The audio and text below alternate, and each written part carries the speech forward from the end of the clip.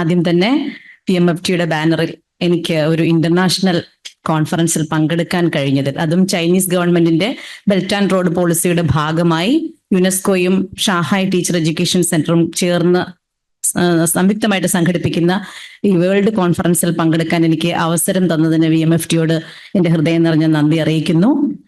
ഞാൻ 1 വർഷത്തിൽ കൂടുതലായി ഈ സ്ഥാപനത്തിലുമായി ബന്ധപ്പെട്ട് VMFTയുമായി ബന്ധപ്പെട്ട് പ്രവർത്തിക്കുന്നു. ഫസ്റ്റ് ഡേയിൽ തന്നെ എനിക്ക് ബോധ്യപ്പെട്ടു ഇതൊരു സീരിയസ് ബിസിനസ് ആണെന്ന്. അതുകൊണ്ടാണ് മറ്റെല്ലാ തിരക്കുകളും മാറ്റിവെച്ചുകൊണ്ട് തന്നെ ഇതിന്റെ പ്രവർത്തനങ്ങളിൽ സജീവമായി പങ്കെടുക്കാൻ ഞാൻ താല്പര്യം കാണിച്ചത്. വിദ്യാഭ്യാസത്തെ വളരെ ഗൗരവമായി കാണുന്ന ഒരു വിഭാഗം അല്ലെങ്കിൽ ഒരു കൂട്ടം, ഏറ്റവും പ്രാധാന്യത്തോടെ വിദ്യാഭ്യാസത്തെ അഡ്രസ് ചെയ്യുന്ന ഒരു വിഭാഗം. അതുകൊണ്ട് തന്നെയാണ് കൃത്യമായിട്ടും ഈ മീറ്റിങ്ങുകളിൽ നിരന്തരം പങ്കെടുക്കാൻ ഞാൻ വളരെയധികം താല്പര്യം കാണിച്ചിരുന്നത്. 5 മിനിറ്റ് കൊണ്ട് ചൈനയിൽ കണ്ട കാര്യങ്ങൾ വിശദീകരിക്കുക, ദാറ്റ് ഈസ് വെരി ഡിഫിക്കൽട്ട്. അത് അത്രമാത്രം പ്രത്യേകതകളുള്ള കാഴ്ചകളായിരുന്നു എല്ലാം. 20 വർഷത്തെ അധ്യാപനത്തിന് ശേഷം ആദ്യമായിട്ടാണ് ഞാൻ മറ്റൊരു രാജ്യത്തിന്റെ സ്കൂളിംഗ് നേരിട്ട് കാണുന്നത്. അപ്പൊ എന്റെ ലൈഫിൽ ഞാൻ ചെയ്ത മണ്ടത്തരങ്ങളെ കുറിച്ചാണ് ഞാൻ ആദ്യം ആലോചിച്ചത്. അയ്യോ, ഇത്രയും വർഷം ഞാൻ എന്തൊക്കെ അബദ്ധങ്ങൾ കാണിച്ചു എന്നുള്ളത്.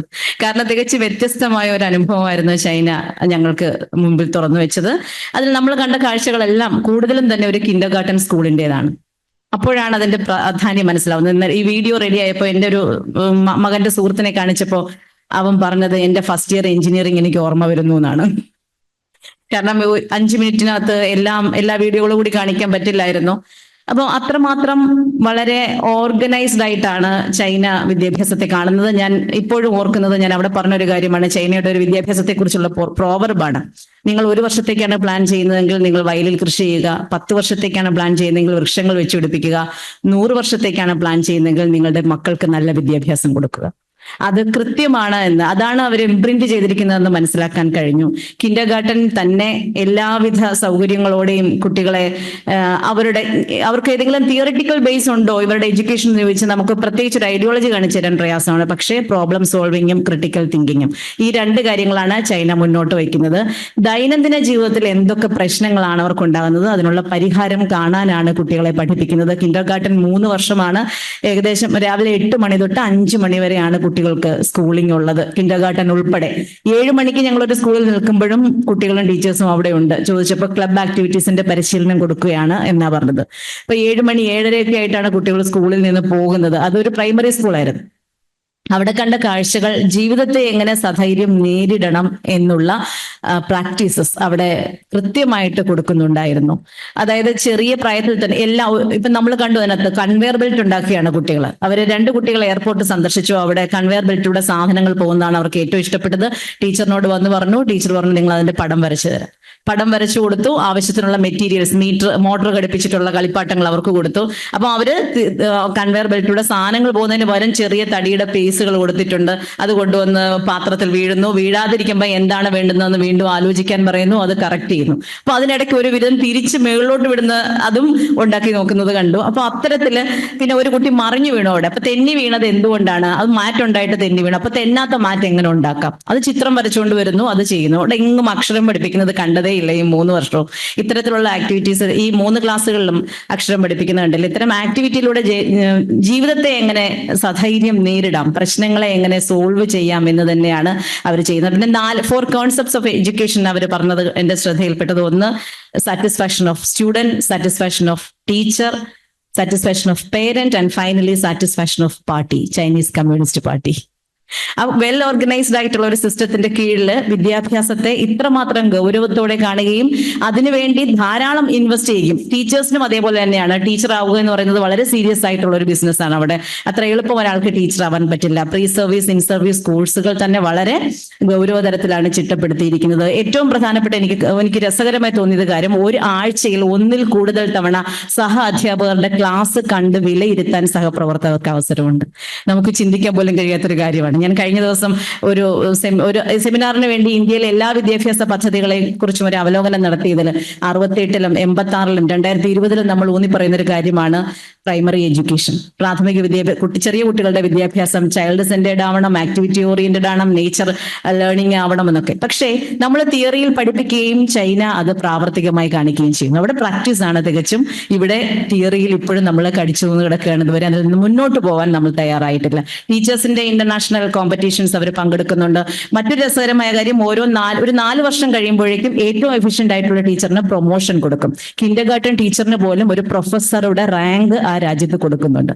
ടീച്ചേഴ്സിനെ എംപവർ ചെയ്യാൻ വേണ്ടി വളരെയധികം എഫേർട്ട് എടുക്കുന്ന ഒരു രാജ്യമാണ് കണ്ടത്. നമുക്ക് ഒരുപാട് ഇന്ത്യ ഒരിക്കലും കമ്പയർ ചെയ്യാൻ പറ്റില്ല. കാരണം ചൈന ഒരുപാട് വലുതാണെങ്കിലും അവരുടെ ഭരണം അത് വളരെ സെൻട്രലൈസ്ഡ് ആണ്. അവിടെ ഒപ്പോസിഷൻ പാർട്ടി ഇല്ലാത്തത് കൊണ്ട് തന്നെ, മാറി മാറി ഗവൺമെന്റുകൾ വരാത്തത് കൊണ്ട് തന്നെ കൃത്യമായിട്ട് അവർ ഇംപ്ലിമെന്റ് ചെയ്യുന്ന കാര്യങ്ങൾ അവർക്ക് മുന്നോട്ട് കൊണ്ടുപോകാൻ പറ്റും. കൺസിസ്റ്റൻസി ഭരണവകുപ്പിലുണ്ട്.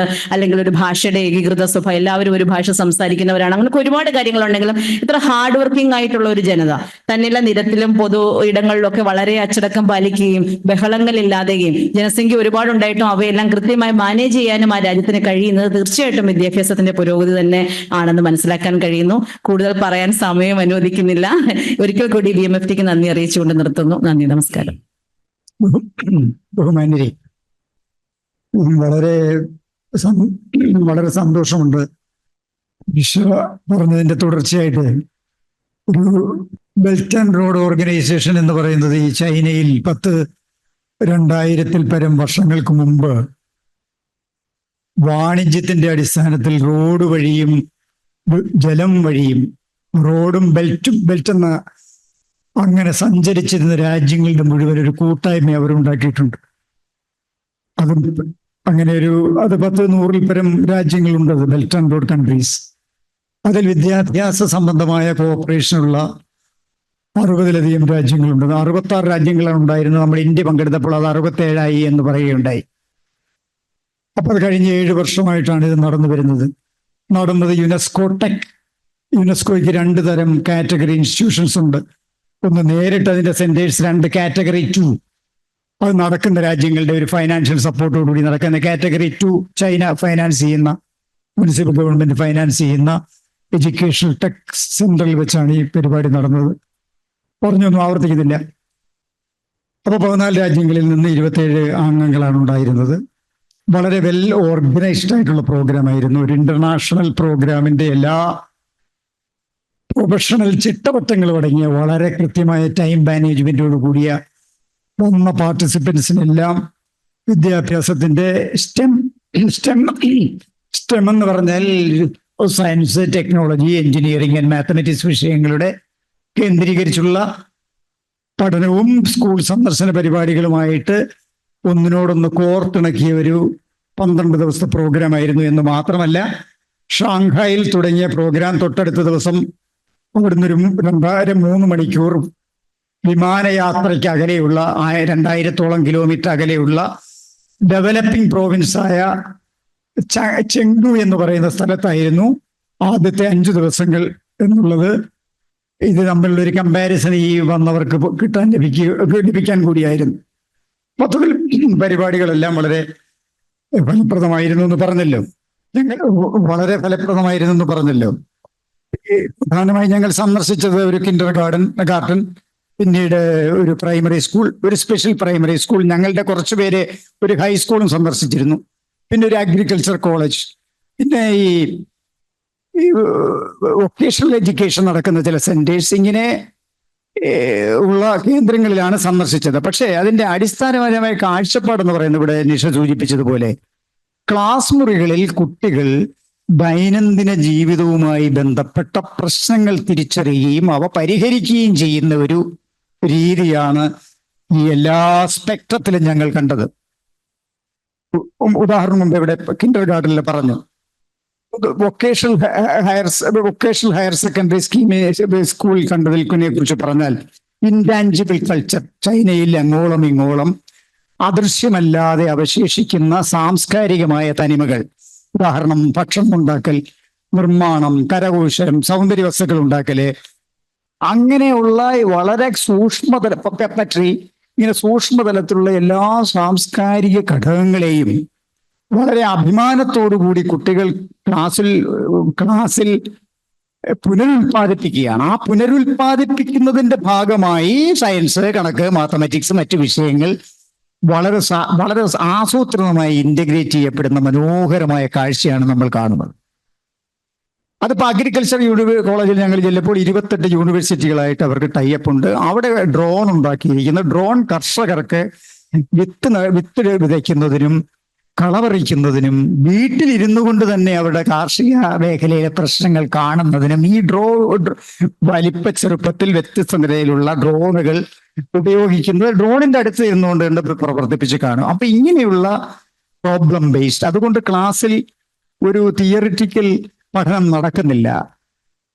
കുട്ടികളുടെ ആന്തരികതയെ എക്സ്പ്ലോർ ചെയ്യുന്ന ഡീപ്പ് ലേണിംഗ് എന്നാ പറയുന്നത്. ഒരു പെരിഫറൽ ലേണിങ്ങിന് അപ്പുറത്തേക്ക് കുട്ടികൾ ഓരോന്ന് ചെയ്യുമ്പോൾ അവരാർജിക്കുന്ന അറിവും അവരാർജിക്കേണ്ട അറിവും വിദഗ്ധരായ അധ്യാപകരുമായി ചേർന്ന് അവർ അനസ്യൂതമായി വികസിച്ചു വരുന്ന ഒരു പ്രവണതയാണ് നമ്മൾ ഈ എല്ലാ രംഗങ്ങളിലും കാണുന്നത്.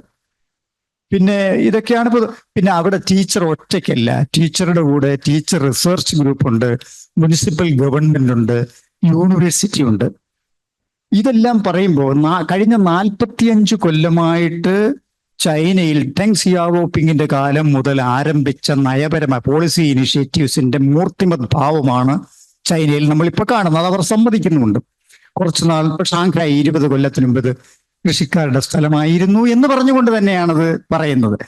അപ്പോ ലോകത്താകമാനമുള്ള വിജ്ഞാനത്തെ തങ്ങളുടെ നാട്ടിലേക്ക് കൊണ്ടുവരികയും അവ ക്ലാസ് മുറികളിൽ പഠനത്തിന്റെ ഭാഗമായി വരും തലമുറയുടെ കഴിവിനെ വികസിപ്പിക്കുകയും അവർ ഉൽപാദകരായി മാറുകയും ആ ഉൽപാദക ഇൻഡസ്ട്രിയുമായിട്ട് ബന്ധപ്പെടുകയും അത് നാഷണൽ ഡെവലപ്മെന്റിലേക്കും എക്കണോമിക് ഗ്രോത്തിലേക്കും പോകുന്ന ഒരു സ്വാഭാവികമായ കാഴ്ചയാണ് നമ്മൾ കാണുന്നത്. അപ്പൊ അതിന് അവിടുത്തെ ഭരിക്കുന്ന പാർട്ടി എന്ന് പറയുന്നത് കമ്മ്യൂണിസ്റ്റ് പാർട്ടിയിൽ നിന്നൊന്നും ആരും പറയുന്ന എവിടെയും കേട്ടില്ല, എവിടെ ബോർഡ് പോലും കണ്ടില്ല, ഒരു ബോർഡിങ്സും ഇല്ല. ഒരു വളരെ അപൂർവമായ ചില സ്ഥലങ്ങളിൽ ഗവൺമെന്റ് സ്ഥാപനങ്ങളിൽ മാത്രം ചെറിയ കമ്മ്യൂണിസ്റ്റുകാരുടെ കൂടിയുണ്ട്. മാവോയുടെയും ചിത്രങ്ങൾ കണ്ടു. ഒരു നഗരത്തിന്റെ ഒരു സ്ഥലത്തിൽ പോലും ഒരു ചപ്പ് ചവറുകളോ ഒരു വേസ്റ്റോ നമ്മൾ കാണുന്നില്ല. ഒരു ജലാശയങ്ങളും ശുദ്ധമല്ലാതിരിക്കുന്നില്ല. ഒരു 25-30 കൊച്ചു 2 വീലേഴ്സ്, അതെല്ലാം ഇലക്ട്രിക്കൽ, പൊല്യൂഷൻ ഇല്ല. എനിക്കൊരു മൂക്കടപ്പ്, ഞാൻ ഈ മൂക്ക് കാരണം ജീവിക്കാൻ വയ്യാത്ത ഒരാളാണ്. എനിക്ക് ഒരു മൂക്കടപ്പ് പോലും ഈ യാത്രയിൽ ഉണ്ടായില്ല എന്നുള്ളതാണ്. മറ്റ് പല യാത്രകളിൽ ഞാൻ അവസാനം രോഗിയായ മടങ്ങി വരാം. അപ്പൊ ഇത്തരത്തിൽ കിൻഡർ ഗാർഡൻ ആയാലും ശരി, ഹൈസ്കൂൾ ആയാലും ശരി, വൊക്കേഷണൽ ഹയർ സെക്കൻഡറി ആയാലും ശരി, യൂണിവേഴ്സിറ്റി ആയാലും ശരി, അനസ്യൂതമായി 45 കൊല്ലത്തെ പോളിസി ഇനിഷ്യേറ്റീവ്സിന്റെ വികസനപരമായിട്ടുള്ള കാര്യങ്ങളാണ് നടക്കുന്നത്. അപ്പൊ ഇന്റർ ഡിസിപ്ലിനാണ്, പ്രോബ്ലം സോൾവിംഗ് ആണ്. അധ്യാപകരെ ഇതനുസരിച്ച് മാറ്റിയെടുക്കുന്നതിന് വേണ്ടിയുള്ള പിന്നെ പ്രവർത്തനങ്ങളും അധ്യാപകർ 15 മണിക്കൂറിൽ കൂടുതൽ പഠിപ്പിക്കേണ്ടതില്ല. വെൽ പെയ്ഡ് ആണ്. $50,000 2 ലക്ഷം രൂപ അവർക്ക് ശമ്പളമുണ്ട്. അധ്യാപകരുടെ പിന്നെ സേവനം റൂറൽ ഏരിയയിൽ കിട്ടുന്നതിന് വേണ്ടി റൂറൽ ഏരിയയിൽ പഠിക്കുന്നതിനുള്ള ഇൻസെന്റീവ് സ്കീം അവർക്കുണ്ട്. അപ്പൊ ഇങ്ങനെയൊക്കെയുള്ള കുറെ പൊതുവായിട്ടുള്ള കാര്യങ്ങളാണ്. പിന്നെ ഏറ്റവും ഞാൻ സൂചിപ്പിക്കുന്നു, ഒരു എക്സാമ്പിൾ പറഞ്ഞിട്ട് അവസാനിപ്പിക്കുന്ന ചോദ്യങ്ങൾക്ക് വഴിമാറാം. മ്യൂസിയം, നമ്മൾ സാധാരണ കുട്ടികളെയും കൊണ്ട് അപൂർവമായി മ്യൂസിയത്തിൽ പോകാറുണ്ട്. കണ്ടു കേട്ടിങ്ങി പോരും. എന്തിനു പോകുന്നു കുട്ടിക്ക് അറിഞ്ഞൂടാ, കൊണ്ടുവന്നവർക്ക് അറിഞ്ഞൂടാ, മ്യൂസിയത്തിലുള്ളവർക്ക് അറിഞ്ഞൂടാ. പക്ഷെ മ്യൂസിയം ഒരു പഠന കേന്ദ്രമാണ്. മ്യൂസിയത്തിലെ ഓരോ ആർട്ടിഫാക്ട്സും ഓരോ ഒബ്ജക്റ്റും അതിന്റെ ഉത്ഭവം, അതിന്റെ സയൻസ്, അതിന്റെ പ്രിസർവേഷൻ, എങ്ങനെയാണ് ആ കൾച്ചർ ഉണ്ടായിരുന്നത് എന്നുള്ള തരത്തിൽ ഒരു മ്യൂസിയത്തെ ഒരു റിസർച്ച് ബേസ്ഡ് ആയിട്ടുള്ള ഒരു അന്വേഷണ ബുദ്ധിയിലേക്ക് കുട്ടികളെ നയിക്കുന്ന ഒരു സങ്കേതമായിട്ടാണ് മ്യൂസിയത്തെ കൺസീവ് ചെയ്യുന്നത്. അങ്ങനെ മ്യൂസിയം സന്ദർശിക്കുന്നു. അവിടെ തന്നെ ലൈബ്രറി, അവിടെ തന്നെ വായിക്കാനുള്ള സൗകര്യങ്ങൾ, അവിടെ തന്നെ ആർട്ടിഫിഷ്യൽ ഇന്റലിജൻസ് അസിസ്റ്റൻസോട് കൂടിയുള്ള കാര്യങ്ങൾ. സ്കൂളിൽ പോലും ആർട്ടിഫിഷ്യൽ ഇന്റലിജൻസ് അപ്ലൈഡ് ആണ്. കുട്ടികൾക്ക് വെർച്വൽ ബാസ്കറ്റ് ബാൾ കളിക്കുന്ന ആളുകളുമായിട്ട് കളിക്കാം. അപ്പൊ അവരുടെ മൂവ്മെന്റ് അവിടെ തെളിയും. ഇങ്ങനെയൊക്കെയുള്ള ഒരുപാട് ആധുനിക സങ്കേതങ്ങളെ സന്നിവേശിപ്പിച്ചുകൊണ്ടുള്ള ഒരു സംഗതിയാണ് നടന്നുകൊണ്ടിരിക്കുന്നത്. ഇത്തരത്തിൽ വളരെ നമ്മളൊക്കെ ഇവിടെ ഒരു കാര്യം കൂടി, 1997 പുതിയ പാഠ്യപദ്ധതി കേരളത്തിൽ വരുന്നത് എന്ന് പറഞ്ഞാൽ 30 വർഷത്തോളം മുമ്പായി. അന്ന് പുതുതായി വെച്ച ആശയങ്ങളെല്ലാം ഇന്ന് അവർ പ്രാവർത്തികമാക്കിയിരിക്കുന്നതായിട്ട് കാണുകയുണ്ടായി. പിന്നെ ഒരു അവസാനം ഞങ്ങൾ പോയത് ഒരു കമ്മ്യൂണിറ്റി സെന്ററാണ്. എന്താണ് ഷാങ്ഹായിലെ ഒരു കമ്മ്യൂണിറ്റി സെന്റർ? ആ കമ്മ്യൂണിറ്റി സെന്ററിൽ ഇല്ലാത്ത ഒരു കാര്യങ്ങളുമില്ല. മുതിർന്നവർക്ക് ഇരിക്കാനുള്ള സ്ഥലം, പഠിക്കാനുള്ള സ്ഥലം, ബാസ്കറ്റ് ബോൾ കളിക്കാനുള്ള സ്ഥലം. അവസാനം ഞാനൊരു 30 മുതിർന്നവർ ഡാൻസ് കളിക്കുന്ന കണ്ടു. എന്ന് പറഞ്ഞാൽ അവരുടെ ആരോഗ്യത്തിന്റെ ഒരു കോൺഷ്യസ്നസ്. ഇപ്പൊ 2 പേര് രാവിലെ വെളുപ്പിനെ ഞാൻ ഒറ്റയ്ക്ക് നടക്കുമ്പോൾ ബസ് വരാൻ 2-3 മിനിറ്റ് ഉള്ളപ്പോൾ അതിലെ ഭാര്യയും ഭർത്താവും ഏകദേശം 70 അവരും ഡാൻസ് കളിച്ചുകൊണ്ടിരിക്കുന്നു. കാര്യം ആ വരുന്ന സമയത്തിനകത്ത് വ്യായാമം ചെയ്യുകയാണ്. അപ്പൊ ആദ്യം ഞാനിത് ഡാൻസ് കളിച്ചുകൊണ്ടിരിക്കുമ്പോൾ ഞാൻ ചോദിച്ചു, ഇപ്പോൾ ഒരു സ്കൂളിലേക്ക് ചെന്നപ്പോൾ വേറെ ആരും കണ്ടില്ല, ഞാൻ മാത്രമേ കണ്ടുള്ളൂ. അവരോട് ചോദിച്ചു, ഈ ആളുകൾ കിടന്ന് ഡാൻസ് കളിക്കുന്നേ എന്ന് ചോദിച്ചു കഴിഞ്ഞപ്പോൾ അവർ പറഞ്ഞു, അവര് റിട്ടയർ ചെയ്തവരാ, അവർക്ക് സമയമുണ്ട് കളിക്കാന്നായത് അദ്ദേഹം പറഞ്ഞത്. പക്ഷെ അത് ശരിയായിരുന്നില്ല. എവിടെയും ആളുകൾ അവരുടെ ഹെൽത്തിനെ കുറിച്ച് കോൺഷ്യസ് ആണ്, മൂവ്മെന്റിനെ കുറിച്ച് കോൺഷ്യസ് ആണ്. അത് സൊസൈറ്റി അക്സെപ്റ്റ് ചെയ്യുന്നു. That can be seen both in Chengdu. അപ്പോൾ 2000 കിലോമീറ്റർ അപ്പുറമുള്ള ചെങ്ഡുവിലും അതിനിപ്പുറമുള്ള ഷാങ്ഹായിലും ഒരുപോലെ കാണുന്ന കാര്യങ്ങളാണല്ലോ കോമൺ കാര്യങ്ങൾ. ഇതൊക്കെ പൊതുവെ നമ്മൾ കണ്ട കാര്യങ്ങളാണ്. ഇതുപോലെ വലിയ വ്യത്യാസമില്ലാതെ ചൈനയിൽ കാണുമെന്നാണ് ആഗ്രഹിക്കുന്നത്. അങ്ങനെ ആയിക്കോട്ടെ.